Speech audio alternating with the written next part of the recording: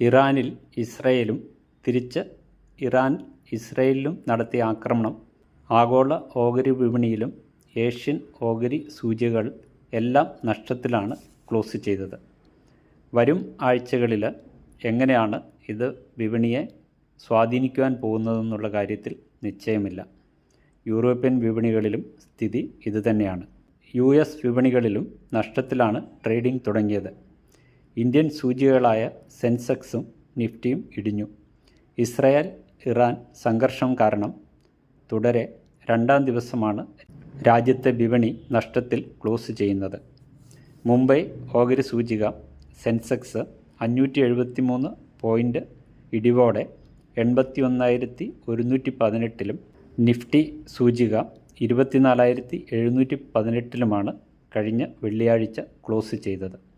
Israel Iran സംഘർഷം പൂർണ്ണ യുദ്ധമായി മാറുമെന്ന ആശങ്കയിൽ നിക്ഷേപകർ റിസ്ക് എടുക്കുവാൻ മടിച്ചതും ക്രൂഡ് പെട്രോളിയം വില കുതിച്ചുയർന്നതും ഡോളർ വിനിമയത്തിൽ രൂപയുടെ വില കുറഞ്ഞതും ഓഹരി വിപണിയുടെ വീഴ്ചയ്ക്ക് ആക്കം കൂട്ടി. ഇസ്രായേൽ ഇറാൻ സംഘട്ടനത്തിൻ്റെ പശ്ചാത്തലത്തിൽ രാജ്യാന്തര സ്വർണ്ണവില കുതിച്ചുയർന്നു. സംസ്ഥാനത്തും സ്വർണ്ണവില വീണ്ടും റെക്കോർഡ് നിരക്കിൽ ആണ് തുടരുന്നത്.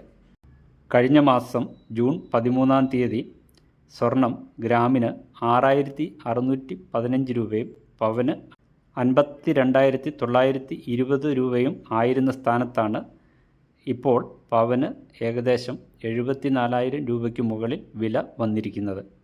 ഒരു വർഷത്തിനിടെ ഗ്രാമിന് 2,680 രൂപയും പവന് 21,440 രൂപയുമാണ് സ്വർണത്തിന് കൂടിയത്.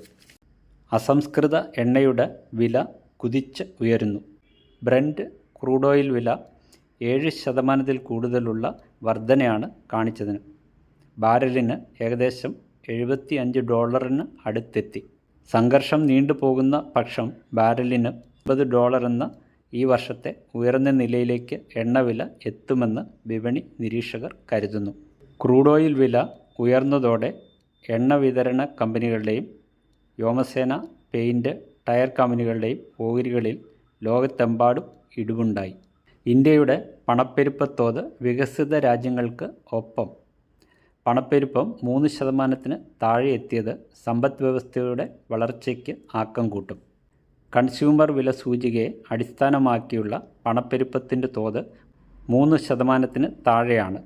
ഇത് സമ്പദ് വ്യവസ്ഥയുടെ ഗണ്യമായ വളർച്ചയ്ക്കും സാഹചര്യങ്ങൾക്കും ഉപഭോഗ വളർച്ച, പലിശ ഇളവ്, വേതന ക്രമീകരണം തുടങ്ങിയ നിക്ഷേപ അവസരങ്ങളെയും തൊഴിലവസരങ്ങളെയും വർധന ത്വരിതപ്പെടുത്തുമെന്ന് വിശ്വസിക്കപ്പെടുന്നു.